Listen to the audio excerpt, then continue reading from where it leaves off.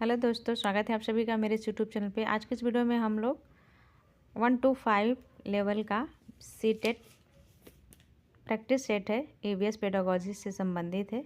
तो इसमें देख लेते हैं पहला प्रश्न क्या है।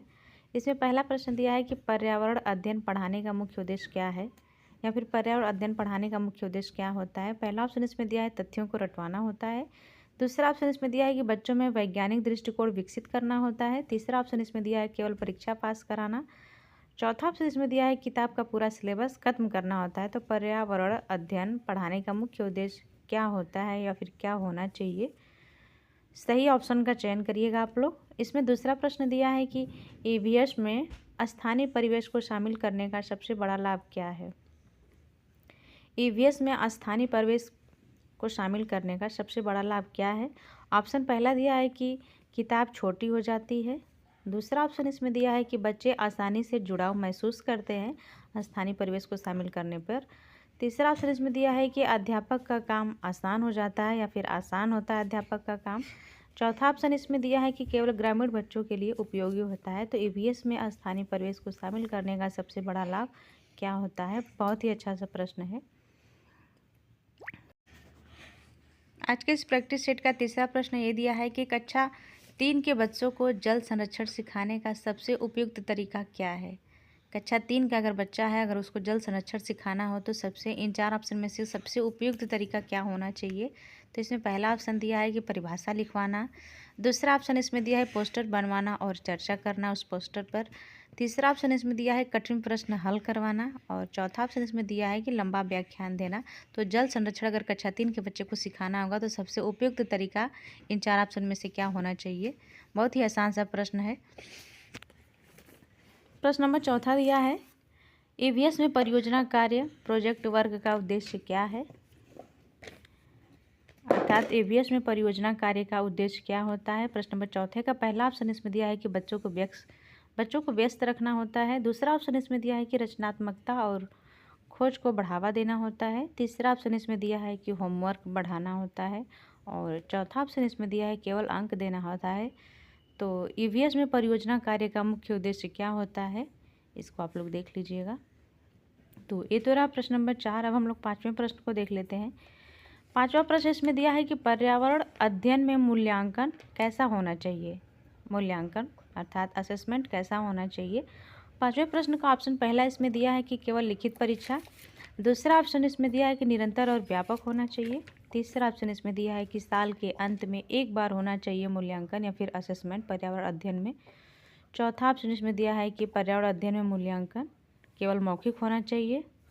तो केवल लिखित होना चाहिए, निरंतर व्यापक, साल में एक बार या फिर केवल मौखिक होना चाहिए।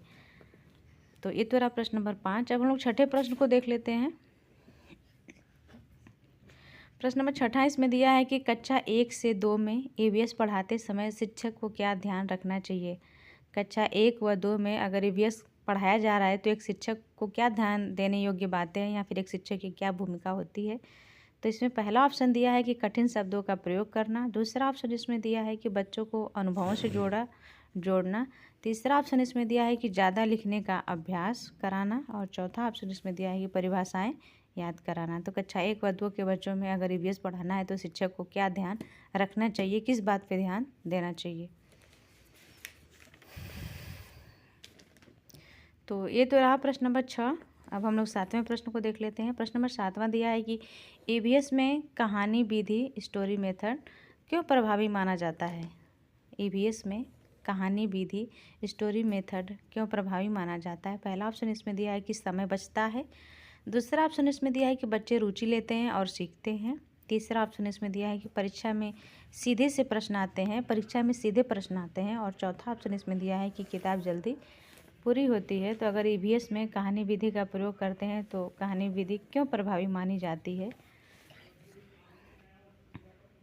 वीडियो बहुत लंबा भी नहीं करना हम लोगों को, और इसमें प्रश्नों का संग्रह मात्र 10 ही है, लेकिन प्रश्न बहुत ही इंपॉर्टेंट है, इसको आप लोग ज़रूर हल करिएगा। इसमें 8वां प्रश्न ये दिया है कि निम्न में से कौन सा ईवीएस का सही दृष्टिकोण है।